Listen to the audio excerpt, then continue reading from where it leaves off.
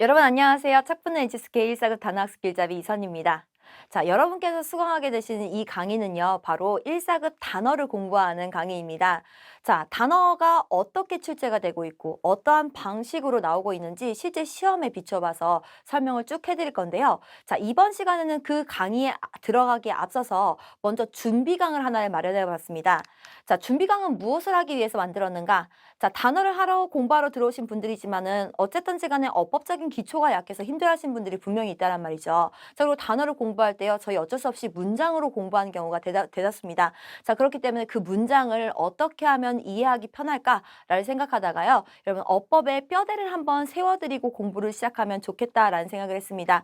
자, 중국어의 기본 어순 주술목이야 라는 걸 알고 계시는 분도 혹은 알고 계시지 못하는 분들도 어떻게 해서 이러한 문장 구조가 생겨난 건지, 왜 중국 사람들 자꾸 어순 중요하다고 하는 건지, 그러한 내용들을 오늘 저와 함께 다시 한번 살펴보셨으면 좋겠습니다. 자, 그럼 첫 번째 페이지부터 보겠습니다, 여러분. 처음에 제가 말씀드리고 싶었던 거는요, 바로 주술목으로 들어가는 게 아니었어요. 자, 사람들이 맨날 중국어는 어순이 중요해, 어순이 중요해 라고 하는데 왜 어순이 중요하지?에 대해서는 잘 생각해 보지 않는 것 같더라고요. 자, 그래서 그 이유에 대해서 한번 살펴보고, 아, 그래서 중국어 어순이 중요하구나. 물음표를 느낌표로 바꾸고 시작했으면 좋겠습니다. 자, 그 내용을 이해하기 위해서요, 언어 간의 비교를 해보면 조금 좋을 것 같거든요. 저희가 모국어로 삼고 있는 한국어, 그 다음에 평생 가장 많은 돈과 시간을 밀어넣은 영어, 그 다음에 저희가 지금 공부하려고 하는 중국어, 세 가지 언어 한번 비교해봤으면 좋겠습니다. 자, 세 문장은 모두 동일한 말인데요. 나는 그를 사랑한다 라는 문장을 지금 각 언어로 번역해 놓은 거예요. 자, 여러분 일단은 처음에 문장 보시면요, 나는 그를 사랑한다 에서요, 내가요 사랑을 하는 주체자이고 그 사람이 바로 내가 사랑을 하는 사람이라는 거 느껴지나요? 제가 주체자고요, 그는 대상입니다. 자, 그렇다면 이 문장을 조금 바꿔봅시다. 제가 사랑하는 주체자가 되는 게 아니라요, 그 사람이 사랑을 하는 주체자가 되는 문장을 하는 거예요. 만드는 거예요. 그러니까 그 사람이 나를 사랑한다 라고 말할 때 어떻게 문장을 만들죠, 보통은요? 저 모국어니까 바로바로 말씀해 주시더라고요. 그는 나를 사랑한다 라고 하는 겁니다. 자, 여러분 한국어 어떤가요, 지금? 나와 그가 은는 이가를 붙이면은, 이런 조사를 붙이면 어떻게 돼요? 얘가 주어라는 걸 알 수가 있습니다. 그죠? 자, 반면에 그와 나에다가요, 을이라는 조사를 붙이면 어떻게 되죠? 얘가 목적어라는 거 알게 되죠. 왜 뭐 당연한 얘기를 이렇게 심오하게 말을 할까라고 하시는 분도 있으시죠. 자, 일단은 비교를 하기 위해서 특징 기본적으로 기억하시기 바랍니다. 자, 보면요, 나가 주어가 되든지 아니면은 목적어가 되든지 이거를 갈라주는 거는요, 이 조사의 역할이라는 겁니다. 또 어떤가요? 그가 주어가 되는지 아니면은 그 사람이 대상체가 대상이 되는 건지, 즉 목적어가 되는지는요, 이 조사를 통해서 갈라놓는다는 겁니다. 중심어를 하나에 두고요, 어떠한 조사를 붙이느냐에 따라서 은는이가를 붙이면 주어가, 을르를 붙이면은 목적어가 되는 게 바로 한국어입니다. 그래서 이런 언어를 언어학적으로 구분을 해보면요, 교차어라는 말로 구분을 하기도 해요. 뭔가 이제 붙여준다 이 말인 거죠. 자, 반면에 영어 어떤지 한번 살펴봅시다. 똑같은 문장 내리면요, I love him이 됩니다. 자, 그러니까 이 문장에서도요, 내가 사랑을 하는 사람인 거고요, 행위자. 그 다음에 사랑을 받는 대상이 되는 사람은요, 힘이 되는 겁니다. 그쵸? 자, 상황 똑같이 바꿔봅니다. 그 사람이 나를 사랑하는 상황으로 좀 바꿔주세요. 자, 그럼 어떻게 되나요? He loves me가 되겠죠. loves는 좀 빼놓고요, 여러분. 일단 he라는 게요, 지금 주인공이 되니까는 원형 그대로 써 있고요. 그 다음에 나라는 사람이 대상이 되니까 어떻게 됐어요? me라고 바뀌어 있죠. 그죠? 자, 한국어랑 비교하면서 이 포인트 정리해 볼게요, 여러분. 그러니까 내가 혹은 그 사람이요, 주인공, 주체자가 된다라고 했을 때는요, 바로 원형 그대로 써 있는 겁니다. 자, 반면에 대상이 됐을 때, 목적어가 됐을 때는 어떻게 돼요? 그 사람은 힘으로, 나는 미로, 이렇게 격을 어떤 걸 받느냐에 따라서 모양이 완전히 변해버리죠. 즉, 한국어는 중심어를 유지한 채로 어떠한 조사를 붙이느냐에 따라서 주어가 되기도 목적어가 되기도 하지만, 영어는 어떻다는 거예요? 아예 단어의 형태를 변화시켜버리는 겁니다. 그렇기 때문에 우리는요, 원형 그대로 있으면 일단 주어라고 생각을 하고요, 이렇게 힘이나 미와 같이 형태가 변화된 상태를 보면요, 아, 얘 목적어구나 라는 걸 대번에 알아차릴 수가 있습니다. 어떻게 되기 때문에요? 단어의 모양이 바뀌어 있기 때문입니다. 자, 그럼 마지막입니다, 여러분. 중국어 어떤가요? 중국어는 여러분 기본적으로 我爱他, 난 그를 사랑해요 라고 말을 합니다. 자, 그럼 뒤집어서요. 그 사람이 나를 사랑한다 라고 하면은요. 행위자가 어떻게 바뀌는지 한번 보세요. 자, 他爱我라고 밖에 말을 할 수가 없을 거예요. 자, 여러분. 그 사람이 사랑을 하는 사람이고요. 제가 사랑을 받는 대상입니다. 정리 한번 해볼까요? 자, 그러니까요. 나랑 그가요. 행위자였을 때 이렇게 쓰이고요. 그 다음에 대상이 됐을 때는요. 또한 이렇게 쓰인다고 합니다. 자, 이렇게 두면 잘 모르시겠나요, 여러분? 다시 한국어랑 영어랑 대비해 볼게요. 자, 한국어는 어떠한 아이, 중심어가 유지가 되는 건 맞아요. 근데요, 은는이가를 붙여 아니면 을르를 붙여에 따라서 주어, 목적어 갈라졌죠. 여기가 주어 자리고 여기가 목적어 자리인 거잖아요. 내가 주체가 됐을 때, 그리고 내가 대상이 됐을 때 모양에 뭔가 플러스 알파, 돼지꼬리 하나 붙었나요? 아니라는 거죠. 자, 반면에 영어랑 비교해보면 어떤가요? 그 사람이 주인공이 됐을 때와 그 사람이 대상이 됐을 때 영어처럼 아예 단어의 형태가 바뀌었나요? 여기 팔다리 하나 자르고 나타나면 될까요? 아니라는 거예요, 여러분. 단어의 형태조차도 변화가 없습니다. 뭘 더 붙여주는 것도 아니고요. 그랬다는 거는요, 중국어에서 주어인지 목적어가 되는지, 즉 언어의 순서를 결정해 주는 거, 결국은 누가 키를 쥐고 있다는 거예요? 찾으실 수 있겠나요? 이 단어가 수어를 기점으로 해서 앞에 나와 있으면 주체자가 되는 거고요. 수어를 기점으로 해서 뒤로 나오면은 그러니까 목적, 대상이 되는 겁니다. 자, 뭐가 중요해요? 단어가 출현하는 순서가 중요해지는 겁니다. 즉, 단어가 출현하는 순서라는 걸요, 유식한 말로 바꾸면 어순이 되는 거고요. 그쵸? 자, 여기는 한국어와 같은 어떤 표지가 존재하는 것도 영어와 같은 어떤 단어의 형태가 변하는 표지가 존재하는 것도 아니기 때문에 유일하게 의지할 수 있는 수단이 뭐냐면요. 단어가 출현하는 그 위치가 모든 걸 결정해 주는 겁니다. 자, 그렇기 때문에 많은 사람들이 어순이 중요해, 어순이 중요해 라고 계속 반복하고 있는 거죠. 자, 이걸 시험에서 관련해서 말씀을 드리자면요. 4급과 5급 시험에 쓰기 1파트는 여문제 모두 다 순서 배열 문제입니다. 순서 배열이라는 건요. 하나의 정문을 두고서 여러 가지 조각으로 쪼개서 순서를 엇바꿔 놓는 거예요. 그 다음에 옳은 순서로 문장을 완성하시오. 이게 주문입니다. 배점이 낮지가 않습니다. 4급 기준에서 6점이거든요. 거의 듣기에 3가지 문제를 맞춰야지 하나의 문제를 맞추는 거가 동일한 점수입니다. 여러분, 이렇게요. 시험에서도요. 문장의 순서, 단어가 출현하는 순서의 그 구조를 알고 있다? 이거를 굉장히 중요하게 다루고 있다는 걸 여러분 시험에서도 확인하실 수 있을 겁니다. 자, 그렇다면 왜 어순이 중요한지 여러분 느낌표가 뜨셨으면 좋겠습니다. 그죠? 자, 그러면 우리 본격적으로 한번 들어가 봅시다, 여러분. 중국어의 어순 어떻게 생겼나요? 다들 주술목 알고 계시죠? 자, 맞습니다. 주어가 제일 먼저, 그 다음 수어, 목적어가 나오거든요. 보통은 수어가 이 문장의 중심부에 위치를 하게 되어 있습니다. 수어라는 개념 자체가 좀 어렵긴 하지만요. 이 문장에서 말하고자 하는 그 사건이 무엇인지, 상황이 어떠한 것인지 그걸 말해주는 곳이라고 생각하시면 되겠습니다. 그런 단어들이 출현해요. 자, 수어의 종류에 따라서요. 이 지배를 받는 목적어 하나가 나올 수도 있습니다. 전체가 사건이라고 하면요. 이 사건의 주체자 혹은 주제가 되는 게 바로 이 주어 자리에 나오게 되겠죠. 그래서 주술목이다 라고 할 수가 있게 되는 겁니다. 자, 여기서 우리가 주의할 건 뭐냐면요. 라고 되어 있잖아요, 여러분. 어라고 되어 있는 요거는요. 단어라고 보시면 안 돼요. 단어라고 보시면 안 되고요. 뭐라고 보셔야 되냐면요. 단어의 어떠한 자리다. 단어가 출현하는 자리다 라고 보시는 게 좋을 것 같습니다. 자, 그러면은요, 우리가 알고 있는 단어는 무엇이냐? 뭐뭐사, 요게 바로 단어일 거예요. 예를 들면 동사, 형용사, 명사, 조동사 이런 사로 끝나는 게 바로 여러분 단어가 되겠습니다. 정리해 볼까요? 자, 그러니까 뭐뭐어라는 요 아이들은요, 사와 같은 단어들이 출현하는 자리다 라는 의미인 겁니다. 자, 왜 이렇게 깊게 설명하냐면요, 여러분 이런 분들 계세요. 자, 여러분 수어가 동사인가요? 한번 고민해 보시겠습니까? 이거 고민하는 시간 필요하거든요. 자, 만약에 이 대답을 제가 현장에서 드리면요, 반은 맞아요 라고 하시고요, 반은 아닌 것 같긴 한데요 라고 하면서 갸우뚱 하시죠. 여러분 결론부터 말씀드리면 일단 수어를 동사라고만 보시면 안 됩니다. 물론 동사가 나올 수도 있죠. 자, 어떻게요?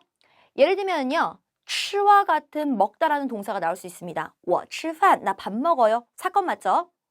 자, 근데 이런 문장도 가능하잖아요. 他很帅, 그 사람 되게 잘생겼어요 라는 것도 가능하죠. 이때 帅는 여러분 아시다시피 형용사입니다.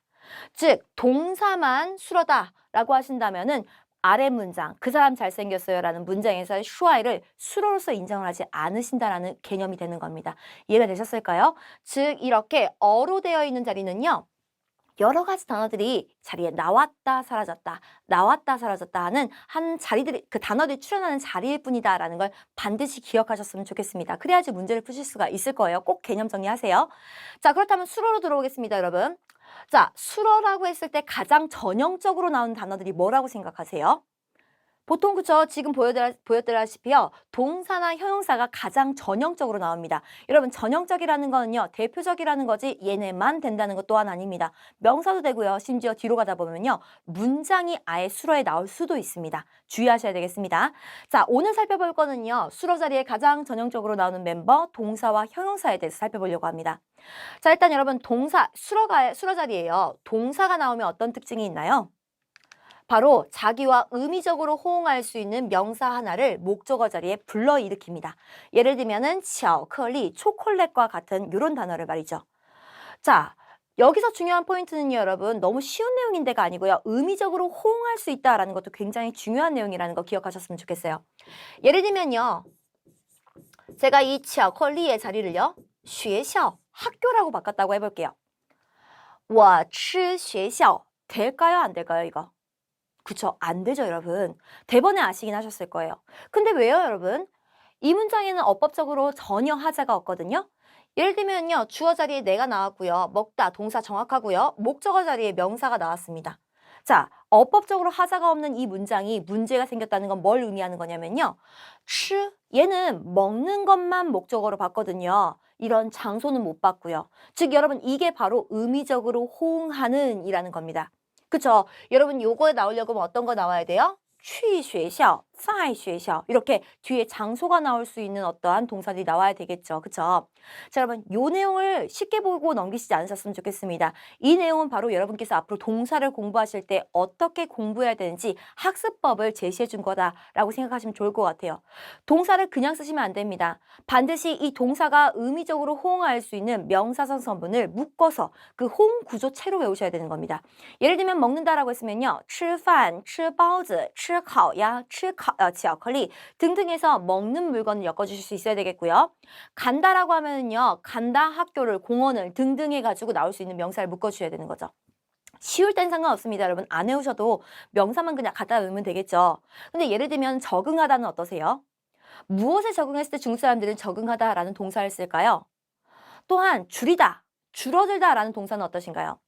한국 사람들은 하나로 쓰고 있지만 중국 사람들은요. 스트레스가 줄어들었을 때, 오해가 줄어들었을 때, 수량이 감소했을 때, 그리고 오존도가 낮아졌을 때 등등 각각의 줄이다, 줄어들다의 의미를 다른 동사를 써서 운영을 하고 있습니다. 여러분 이거는 저희가 공부를 할 때 낱개로 공부하면 절대로 한 번에 외우실 수가 없게 되는, 운영을 할 수 없게 되는 거거든요. 반드시 앞으로는 동사 공부하실 때요. 어떠한 명사와 함께 움직이고 있는지 그 세트의 개념을 공부하시면 되겠습니다. 저희 본격적인 수업에 들어가면요. 제가 묶어드린 단어들이 있을 거예요. 자, 그 내용은요. 그 내용 외에 안 돼 이게 아니라요. 시험에서는 이 동사가 어떠한 명사랑 묶어서 출현하고 있어 아주 범위를 축소시켜 드리는 겁니다.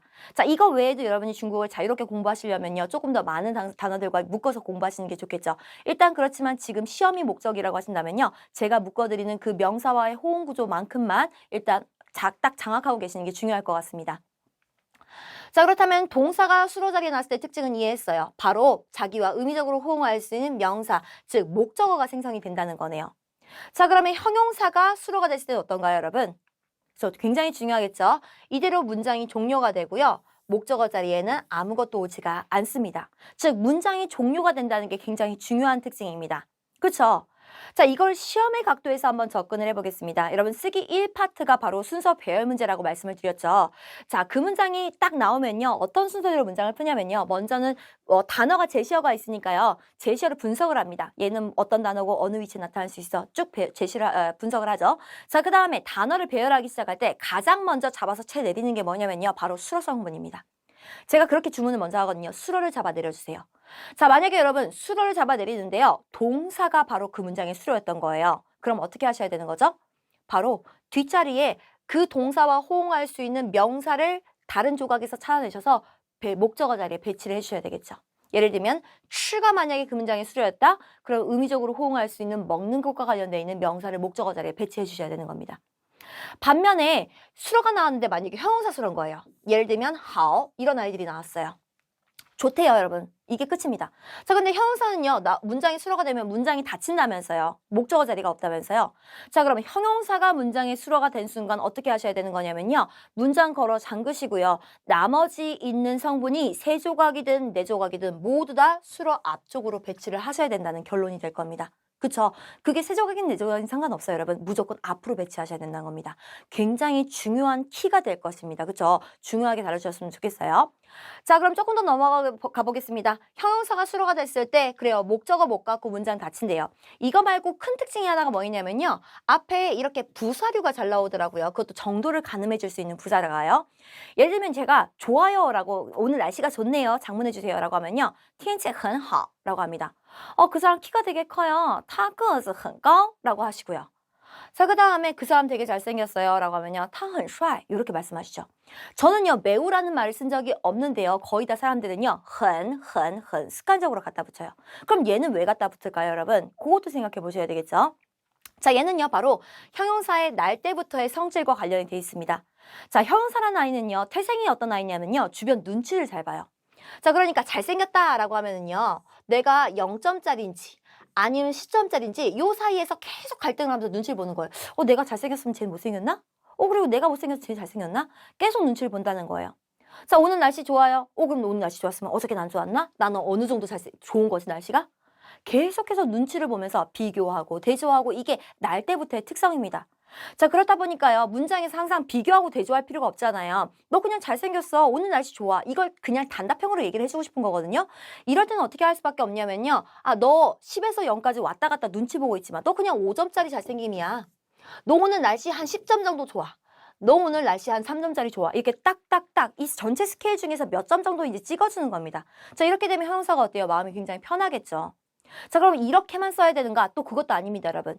예를 들면 얘가 날 때부터 비교대조 의미가 있었다면서요. 그럼 어떻게 하면 되는 거예요?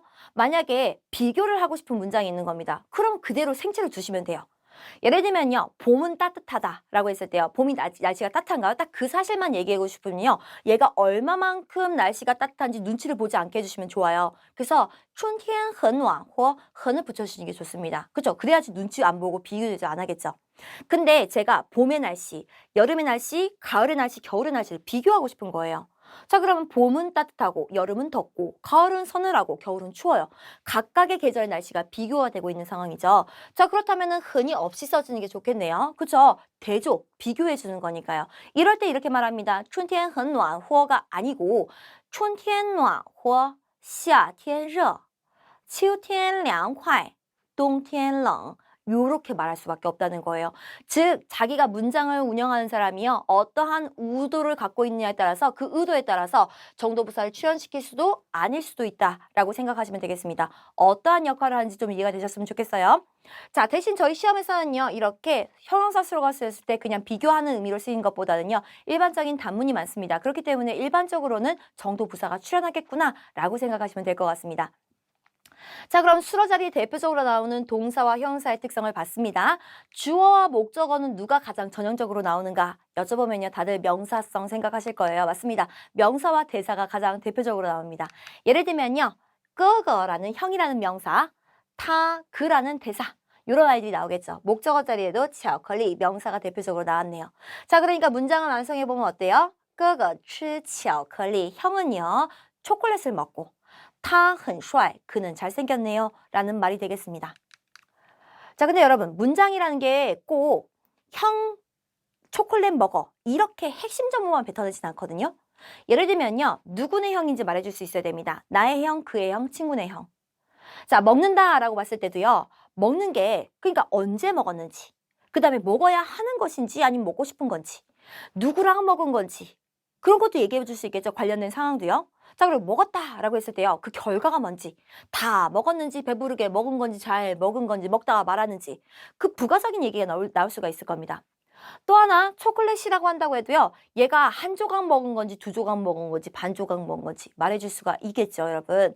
자, 그러한 아이들이 바로 부수적인 아이들이라고 합니다. 문장의 핵심 정보는 아니지만요. 핵심 정보와 관련되어 있는 주변부의 상황들을 나타내주는 거죠. 자, 그 아이들 이름부터 먼저 소개해드리도록 하겠습니다. 보통은 주어나 목적어에는 명사성 성분이 잘 나온다고 했죠. 이렇게 명사성 성분 앞에 관형어라는 자리가 위치해서요. 앞에서 어떠한 단어가 뚝 나오면 어떻게 돼요? 명사의 범위가 한정되는 역할을 해주는 그런 자리가 있습니다. 바로 관형어라고 부르고요. 수로 같은 경우에는요. 앞에서 하나, 뒤에서 하나의 도움을 받습니다. 자, 앞에서 도움을 주는 자리의 이름이 바로 부사어라는 자리로 부르는데요. 보통은 수로와 관련되어 있는 그 사건과 관련되어 있는 상황 제시자로 보통 쓰이고 있습니다. 자, 그 다음에 수로 뒤에는요, 보어라는 자리가 있습니다. 자, 이 자리는요, 수로의 결과 의미를 보충해준다라고 생각하시면 가장 편할 것 같습니다. 자, 그러니까 요 내용들이 익숙하지 않으시겠지만요, 이제 시험반이라고 한다면 여러분, 관형어, 부사어, 보어라는 이러한 자리까지도 조금 익숙해지실 필요가 있을 것 같아요. 자, 그럼 먼저 조금 길고 복잡하니까요, 제가 주어나 목적어 자리 앞에 나오는 관형어 자리에 대한 설명을 먼저 드리도록 할게요. 제가 여기다가 주어만 써놨지만 당연히 목적어도 됩니다. 자, 왜냐면요, 관형어는 주어, 목적어 앞에만 나온다는 게 아니라요. 어떠한 명사성 성분 앞에 나오는 겁니다. 그 명사가 보통은 주어나 목적어 자리에 잘 나오잖아요. 그래서 이렇게 생각하자라고 말씀을 드리는 거예요. 자, 그렇다면 관형어가 뭔가를 생각하시려면요. 먼저 명사가 혼자 있는 모습을 보셔야 돼요. 예를 들면요. if라는 거는 명사로서 옷입니다. 자, 제가 이렇게 옷이라고 던지잖아요, 여러분. 한국어로 옷을 생각하시면 어떠세요? 누구 옷인지 아시겠나요? 이거 누가 사준 건지 아시겠어요? 아마 모르실 겁니다. 이때의 옷이라는 건요, 가장 추상적이고 큰 개념을 말합니다. 자, 그렇기 때문에, 옷이 날개야. 이럴 때 쓰이는 게 바로 if라는 거예요. 자, 그럼 이거 누구 건지도 모르잖아요, 여러분. 이때 출연하는 자리가 어디냐면요, 바로 관형어입니다. 자, 어떤 역할을 하는지 보세요. 예를 들면, 我的衣服라고 하면요, 나의 옷이 되는 겁니다. 여러분, 옷만 있었을 때랑 我的衣服랑 있었을 때랑 분위기가 어때요? 완전 다르죠? 옷이라고 있었을 땐 그냥 옷이란 추상적인 사물이었거든요. 누구 옷인지도 몰랐습니다. 근데 我的衣服 하니까 어때요? 내 옷이라고 해서 범인이 딱 특정이 됐죠. 이건 내 옷인 겁니다. 다른 사람 옷은 말 못해요. 그쵸? 자, 한 가지 더 가볼 수 있을까요? 내가 산 옷을 한번 장문해 주실 수 있을까요? 자, 내가 사다, 我买. 내가 사는 我买的衣服 이렇게 되겠죠. 자, 이때는 어떤가요? 마찬가지입니다, 여러분. 요거는 내가 산 옷, 이거는 엄마가 사준 옷, 이건 친구가 산 옷.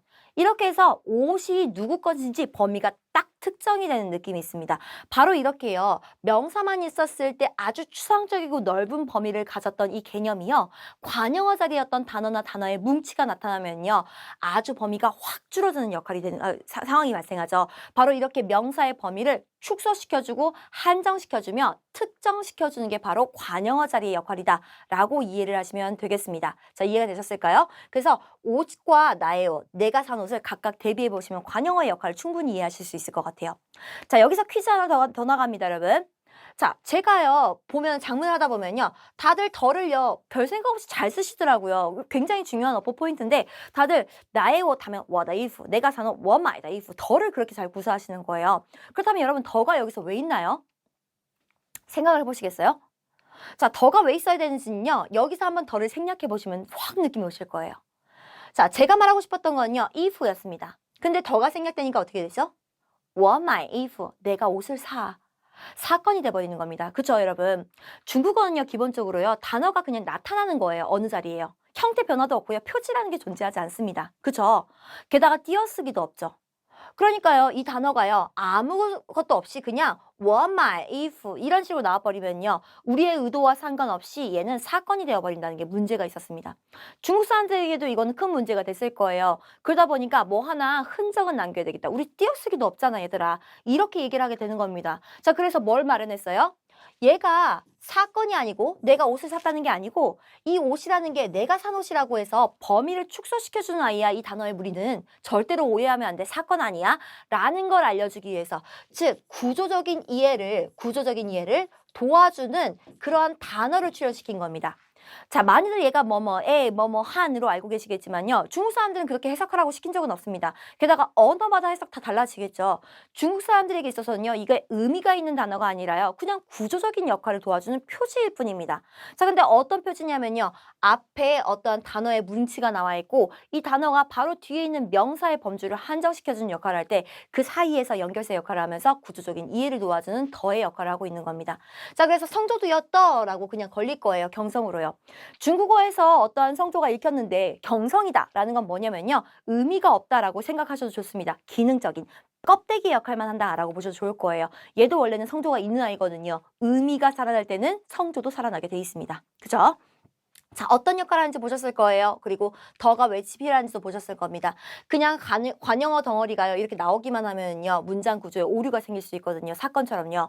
그래서 이렇게 관용어가 주어를 꾸며줄 때 더라는 표지를 걸고 가는 겁니다. 그쵸? 자, 근데 여기까지만 있는 게 아닙니다, 여러분. 저희가 조금 보다 보면요. 이런 말도 있을 거예요. 옷 한 벌. 한 벌의 옷 이런 게 될 겁니다. 그죠? 자, 한 벌의 옷은 뭐라고 하냐면요. 조금 보기 힘드시겠네요. 이제니프라고 할 수가 있습니다. 이제니프 좀 보이실까요? 자, 그러면요, 여러분. 자, 조금 갈고 할게요. 자, 이제니프라고 했을 때 여기서 말해주는 게 뭘까요, 여러분? 이지엔의 지엔은요, 한 벌, 두 벌 할 때 그 양사 단위라고 보시면 돼요. 수사, 양사, 그 다음에 명사가 나오고 있죠. 양사라는 개념을 조금 어렵게 생각하지 않으셨으면 좋겠습니다. 양사라는 건 그냥 우리나라 말에 한 명의 사람 이럴 때 사람 한 명, 두 명이라고 할 때 쓰잖아요. 그러니까 사람을 세는 단위일 뿐인 겁니다. 그 명사의 개념을 쓸 때 그 단위로 쓰인다라고 보시면 돼요. 자, 근데 얘가 어떤 특징이 있냐면요. 명사에 따라서 바뀌어요. 예를 들면요. 한 명의 스프, 한 명의 초콜릿. 우리 이렇게 안 하잖아요. 초콜릿이나 스프를 셀 때는 봉지 단위로 세든지 조각 단위로 세잖아요. 그쵸? 그 단위가 바뀐다고 생각하시면 돼요. 그 명사에 따라서 단위가 조정된다. 이렇게 보시면 되겠습니다. 자, 얘도 여러분 보면은요. 명사 앞에 나오고 있죠? 그 다음에 옷이라고 해놨을 때는 세상의 모든 옷이 다 제 옷장에 있는 것 같습니다. 그죠? 자, 근데 한 벌의 옷이라고 하니까 어떻게 돼요? 누구 건지는 일단 모르겠어요. 일단 그건 차이가 있는 것 같습니다. 그렇지만은 세상에 존재하는 수많은 옷 중에서 단 한 벌. 이렇게 해서 범위가 한정이 되긴 했어요. 바로 얘도 관용어가 되겠습니다. 자, 그러니까 여러분 관용어는 두 가지 형태가 있는 거예요. 종합해 보면요. 한 가지는요. 단어 혹은 단어에 무리가 나와 있고 그 뒤에 더가 있는 형태. 더가 경계선인 거. 다른 한 가지는요. 이렇게 찌엔과 같은 양사가 그 중간에 단위로 놓여 있는 겁니다. 자, 여러분 얘를요. 만약에 시험적인 관점에서 시선을 바라볼게요. 자, 그럼 우리가 얘를 어떻게 이해해야 되냐면요. 예를 들어서 쓰기 1파트에서 단어 배열 문제가 있는 거예요. 근데 어떤 단어의 조각이요. 더로 끝나고 있습니다. 자, 그럼 우리 빨리 묶어서 뭐 해야 돼요? 이 다음에 어떤 명사 연결할까? 라는 시선으로 바꿔주셔야 된다는 거예요. 자, 또 하나 있습니다. 만약에 어떤 조각이요. 2个 이렇게 있었어요. 두 개래요. 자, 그럼 여러분 어떻게 하실 건가요? 자, 두 개의 뭐지? 두 개만으로는 알 수가 없잖아요. 두 개의 어떤 명사가 이어져야 되는지 이 연결 작업을 해줘야 된다는 겁니다. 자, 다른 시험 문제로 바꿔볼게요, 여러분. 그러면 독해 1파트, 4급의 독해 1파트는 제시어를 주고서는 그 제시어에 알맞는 그 문항에 이렇게 빈칸이 뚫려 있거든요. 이 빈칸에 알맞는 제시어를 찾아 넣으세요. 라는 게 주문이거든요. 자, 그러면은 빈칸을 찾기 위해서 저희는 보통 뭐 하냐면요. 해석을 처음부터 막 해오고 있는 거예요. 여러분 절대적으로 그건 시간 낭비입니다. 그럴 시간이 없다는 거예요. 독해 한 문제당 1분이거든요. 자, 그럼 어떻게 풀어야 되는 거냐면요. 가로의 앞과 뒤를 보셔야 되는 겁니다. 자, 그게 뭘 알려주는데요? 보통은요, 가로 앞뒤를 보면요, 이 자리에 어떤 품사의 단어가 들어갈지가 결정이 된다는 겁니다. 그쵸, 여러분? 자, 그럼 만약에 이 빈칸 앞에요, 더가 있는 거예요. 그럼 100%이 뒤에 있는 건 뭐예요? 누군지는 몰라요, 여전히. 그렇지만요, 이 더 뒤에 나왔다는 건 이 단어 명사가 들어가 있는 자리라는 겁니다. 제시어 중에서요, 명사만 찾아서 내리신 다음에 해석 시작하셔야 되는 거예요. 바꿔봅니다. 만약에 이쪽에요. 싼종이라고 해서 나와 있고 그 뒤에 빈칸이 있어요, 여러분. 이렇게 문제가 실제로 나오거든요. 자, 그러면 이 종 다음에 들어갈 자리는 어떤 단어인가요?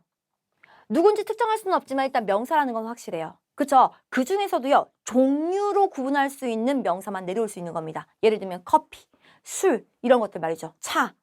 자, 괜찮으시겠어요, 여러분? 자, 이렇게 얘들이 주는 시험 정보를 반드시 여러분께서 독해해 내실 수 있어야 되겠습니다. 자, 괜찮으신가요? 관용어의 역할이었습니다. 자, 이 중에서 제가 한 가지만 조금 이야기 썰을 조금 풀고 갈게요, 여러분. 이건 그냥 흩어져 드려서 괜찮습니다. 이 두 가지의 뉘앙스가 다르다는 건 좀 느껴보셨으면 좋겠어요. 예를 들면요. 더가 가지고 있는 이 관용어 덩어리의 느낌하고요. 이지엔이라는 이 덩어리가 갖고 있는 느낌이 되게 다르거든요.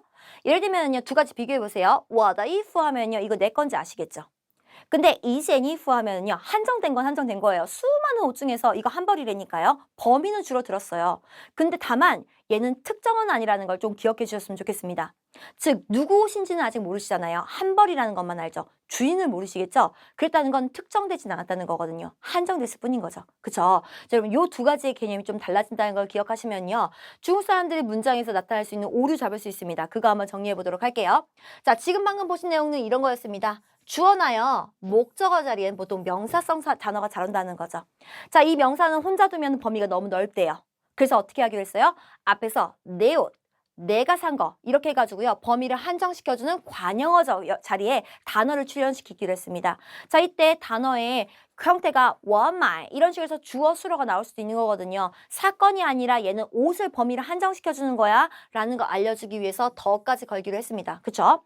자, 그 다음에 한 가지 표지가 뭐가 있었냐면요. 이거는 양가는 이런 식으로 나올 수도 있었죠. 사람을 하나를 중심에 두고선 이 명사가 몇 명이에요? 수사, 양사, 명사 이런 단위로 나와가지고 이렇게 앞에서 한정을 해줄 수도 있었습니다. 다만 얘는 어떤 느낌이 있었냐면요. 특정된 느낌이 없었을 뿐이에요.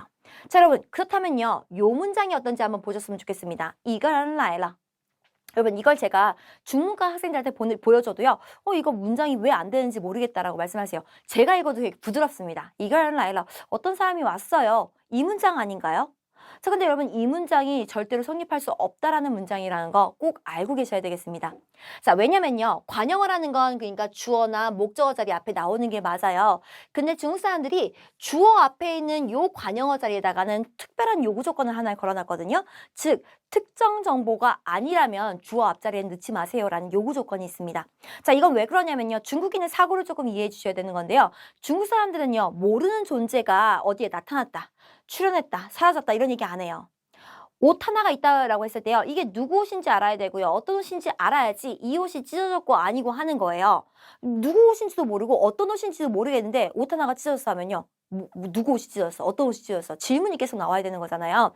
그런 사고를 하지 않는다는 겁니다. 즉, 특정한 알고 있는 존재에 대해서만 진술을 하는 게 중국 사람들의 특징입니다. 자, 그렇기 때문에요. 어떤 사람인지도 모르는데 이 사람이 왔다고요? 중국 사람들 사상에서는 불가능한 구조가 된다는 겁니다. 자, 그럼 이 문장을 바꾸는 방법은 몇 가지가 있냐면 두 가지가 있는데요. 첫 번째, 모르는 사람이니까 특정해주면 됩니다. 예를 들면은 他来了. 이번에는 그기 때문에 명확한 정보가 있죠. 그 사람 온 거. 오케이, 되죠? 자, 혹은 이 구조를 그대로 쓰고 싶다고 하시면요. 这나 나와 같은 지시대사를 붙여주세요. 앞에 나왔던 정보를 그대로 복붙해서 붙이는 거기 때문에요. 나 한 개만 붙여도 그 사람. 이렇게 해서요. 명확한 정보성을 지니게 됩니다. 자, 그러니까 나가 라일라 당연히 되는 겁니다. 자, 그렇다면 여러분 이렇게만 말해야 되는지 답답할 때가 있습니다. 아니죠, 여러분. 내가 모르는 사람이 나타나는 거 괜찮잖아요. 산책하다 보니까 어떤 사람이 벤치에 앉았어. 누군지 몰라요, 여러분. 근데 그 사람의 존재를 나타내 줄 수 있는 거 아닙니까? 자, 그렇게 하시려면요. 결국 주어는 선택할 수가 없는 거잖아요. 어디밖에 못 가냐면요. 목적어 자리로 올 수밖에 없습니다. 이건 어쩔 수가 없습니다. 주어 자리에는 불특정 정보가 안 되거든요. 자, 그러니까 어떻게 말씀해야 되는 거냐면요. 라일라이가란. 사람 한 명 왔어요. 이렇게 말씀하실 수밖에 없다는 겁니다. 오히려 불편하시죠. 그렇지만 이건 문장 구조를 조금 이해하고 중국 사람들의 생각을 이해한다면 반드시 이 문장 구조를 쓰셔야 된다는 거 이해하셔야 되겠습니다. 자, 바로 이 포인트를요. 4급에서는 그림 작문 문제 이 파트에 종종 출제를 하거든요. 자, 그 내용이 어떤 건지 살펴보겠습니다. 자, 예를 들면요. 이런 나무 그림이 있습니다. 꼭 이렇게 나와요. 동상 같은 데다가 나무 한 그루가 서 있습니다. 자, 그 다음에 제시어는 뭐냐면요. 크라는 그루입니다. 나무 한 그루, 두 그루 세는 그 단위예요. 양사. 자, 그러니까 이 그림과 이 제시어를 이용해서 문장을 완성하래요. 제시어 꼭 넣어서요. 자, 그럼 보통 사람들이 어떤 문장을 완성을 하냐면요. 저기 나무 한 그루가 공원에 있어요. 나무 한 그루가 저기 있어요. 이런 문장을 만듭니다. 자, 제가 이 문장 이렇게 바꿔봤어요. 一棵树在公园里 이렇게 바꿔봤습니다. 여러분 이 문장 成不成? 돼요, 안 돼요? 안 돼요, 여러분. 절대로 안 됩니다. 왜냐면요. 어떤 나무인지 모르시잖아요. 근데 왜 이 나무가 어딘가에 존재한다고 말씀을 하세요? 중국인의 입장에서는 불가능한 겁니다. 특정할 수 없는 어떠한 존재가 있다 없다 말조차도 하면 안 되는 거가 되겠죠. 자, 그러다 보니까 이 문장 어떻게 바꿀 수밖에 없냐면요. 얘가 목적어 자리로 빠져나올 수밖에 없겠죠. 그쵸? 이 거슈. 자, 그 다음에 알 수 있는 건 뭐예요? 공원이라든지 저기 이건 말해줄 수 있잖아요. 저기는 특정할 수 있잖아요. 그쵸? 자, 그러니까 장소 앞으로 빼게 되어 있습니다. 그쵸? 자, 그러니까 공園里이 거슈 이렇게 되겠네요. 자, 동사를 그대로 내리려고 하다 보니까요. 싸이는 못 쓸 것 같아요. 왜냐면 뒤에 장소밖에 못 나오거든요. 어디 에 있다. 이거밖에 안 되겠어요. 그죠? 자, 그러니까 동사 바꿨습니다. 여가 되겠죠. 그래서 공園里有一棵树라고 장문을 반드시 하셔야 되는 겁니다. 자, 주기적으로 나오고 있는 문제입니다. 자, 이 문장은 아무래도 공부 조금 하신 분들은요. 존연문이라는 문형으로 특수구문으로 보셨을 거예요. 맞습니다, 여러분. 존연문이라는 게 특수구문으로 돼 있는데요. 왜 그러한 문형이 출현한 거냐면요. 내가 알 수 없는 사람이나 사물 같은 것들이 존재하는 걸 말하고 싶은데 방법이 없어서 뒤로 빼게 돼서 나타난 문형이다 라고 생각하셔도 좋습니다. 반드시 기억을 하셨으면 좋겠습니다. 중국 사람들은요. 모르는 얘기하지 않습니다. 알고 있는 대상에 대한 이야기만 진술할 뿐입니다. 자, 자, 괜찮으시겠나요? 자, 이 문장은 좀 적어 놓으시고 외우셨으면 좋겠어요. 그래서요. 네, 여러분, 여기까지 관영어 내용이었습니다. 좀 이해가 잘 되셨을까요? 자, 저희가 이번 시간은 여기까지 하고요. 다음 시간에는 부사어와 보어에 관련된 내용을 한번 더 살펴보도록 하겠습니다.